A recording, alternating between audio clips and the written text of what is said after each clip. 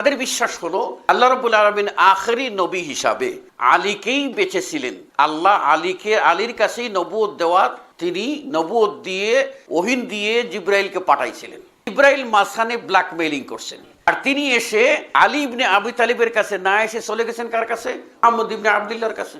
যখন তাহলে কি করি এখন, ওখানে যখন ওহী গেছে করার কি আছে, তাহলে ঠিক আছে তাকে মানি, তবে তিনি আসল রসুল না।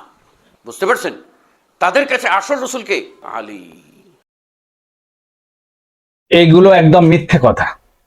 আমরা ছোটবেলা থেকে শুনে এসেছি, আমাদেরকে শোনানো হয়েছে, আমাদের ব্রেনকে ওয়াশ করা হয়েছে এইসব বলে বলে, যে শিয়ারা রসুলুল্লাহকে রসুল বলে মানে না, আলীকে আসল রসুল বলে মানে। আজ পর্যন্ত কোনো শিয়াকে বলতে দেখিনি। আর আজ তো সোশ্যাল মিডিয়ার যুগ, কোনো ক্লিপ আপনাদের কাছে এইছে শিয়ারা এইভাবে বলছে? এরা হচ্ছে গীবতকারী, মুসলমানকে বিভাজন করনে वाला এরা, এত মিথ্যাবাদী এরা। একটি ফিরকা আছে আলীকে আল্লাহ বলে মানে, সে তারা শিয়া নয়, তারা হচ্ছে নসি ফিরকা। যেমন আমাদের আহলে সুন্নাত থেকে একটি ফিরকা বার হয়েছে, দেববন্দি থেকে বার হয়েছে একটি ফিরকা কাদিয়ানি, যারা আমাদের রসুলুল্লাহকে আখরি নবী মানেন না।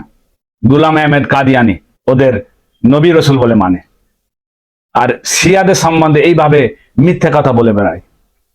আর আলী সম্বন্ধে রাসূলুল্লাহ সাল্লাল্লাহু আলাইহি ওয়াসাল্লাম কি বলছেন? সহিহ মুসলিম হাদিস নম্বর 4416, আর এই রিওয়ায়াত বুখারীতেও আছে, কিন্তু সহিহ মুসলিমে পুরো ডিটেইলস দেওয়া রয়েছে। তো রাসূলুল্লাহ সাল্লাল্লাহু আলাইহি ওয়াসাল্লাম তাবুদের অভিযানে রওনা হন, মওলা আলীকে নেন না। তো মওলা আলী এসে বলছেন, ইয়া রাসূলুল্লাহ, আমাকে এই মহিলা আর শিশুদের কাছে রেখে যাচ্ছেন? আল্লাহ নবী বললেন, আলী তুই এতে সন্তুষ্ট নয়? আমার কাছে তোর মর্যাদা হলো যেমন মুসার কাছে হারুন আলাইহিস সালামের মর্যাদা ছিল, কিন্তু আমার পরে কোনো নবী নেই।